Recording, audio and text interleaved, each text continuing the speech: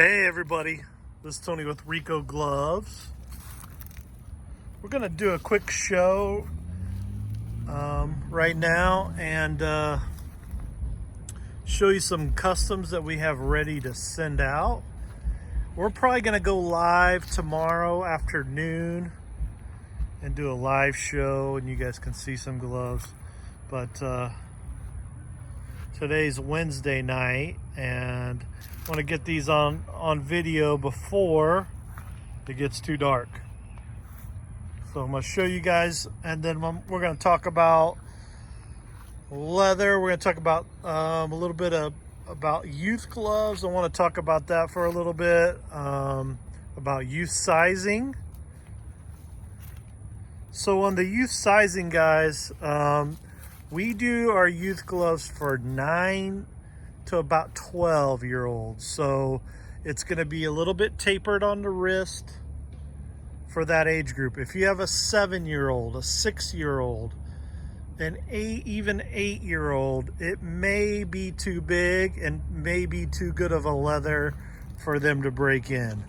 So you need to, we'd love to make your son or even a daughter a glove, but if they're like 6 or 7, it may be too big around the hand for them yet. And 8, some 8-year-olds are going to have a hard time. So keep that in mind on the youth gloves. As far as teenagers or adult, anybody above 9 years old, we can make them a glove. It's the kind of the 6, 7, 8. And we may do in the future, we may do a glove for the 6, 7, 8-year-old age group, custom. We've been thinking about doing that. All right, this one's for Wooten. This one's actually an Ultra Series, so it's kip leather, 11.5. This one is Youth 1075. So also, guys, with the length, as far as length, if you have a smaller length doesn't mean it's smaller around the wrist.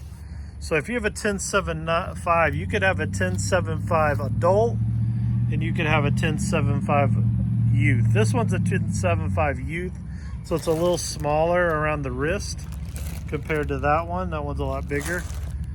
So that would be for like a 9 or 10-year-old 1075.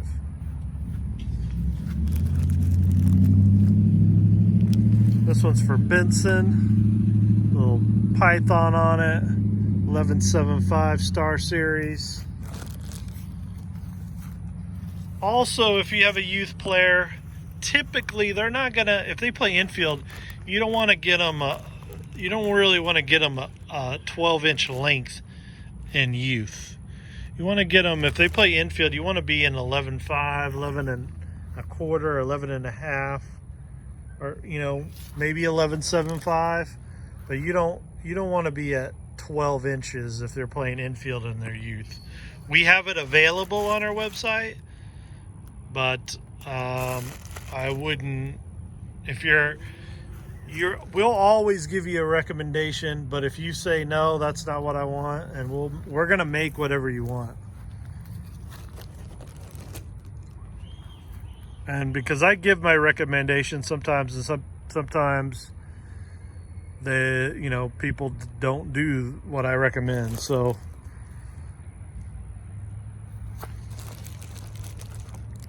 all right, this one's a no name on it.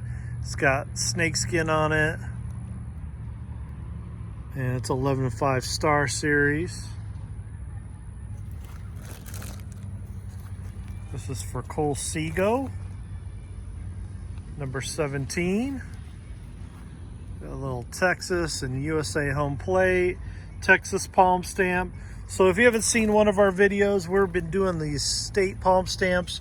We have California, Texas, Florida, Louisiana, New York, and we're adding Georgia and Missouri really soon. If we don't have your state, please be patient. We'll try to get as many as we can. We're trying to hit all the states where we get the most orders from. So that kind of what it is right now. But if we don't have your state, we may have it in the future. So we apologize. We still have our normal stamp. We're probably going to do a USA stamp, like an outline of USA and a Rico, one of our Rico logos in there. So you'll have an opportunity to have that if we don't have your state. This one's Python Caramel, and then the palm is tan on Prime Series. It's got like a little bit of a hint of yellowish, kind of a caramel type thing on the tan, but it looks really good. This one's for J. Irvine. This one's our cream palm. This is cream. Some people call this color camel. You can call it camel or cream, or some people call this one tan, but we call this cream on our customizer, not to confuse you guys. This one's for llamas. This is a Star Series. So Star Series is made with steer hide leather. Ultra Series is made with kip leather. So both of those are really high-end leathers. I wouldn't say that they're tough to break in. Any high-end leather should have a break-in period. Our lower cost is called Prime Series, and that is a smooth cowhide leather, and it's a little faster break-in on that. I think I mentioned this in the video before, but if you get a glove and it's broken from the beginning and it's really soft, that is considered lower in, and it should be lower cost. If you're paying more for a super soft leather, then you're getting kind of taken advantage of, because that should be the lower cost leather. The easier break-in glove should be the lower cost. It's not the other way around. The stiffer, more durable, the stiffer the leather is going to be more durable and long-lasting. This one's a big glove. This is a 14-inch, probably softball guy, Texas palm stamp.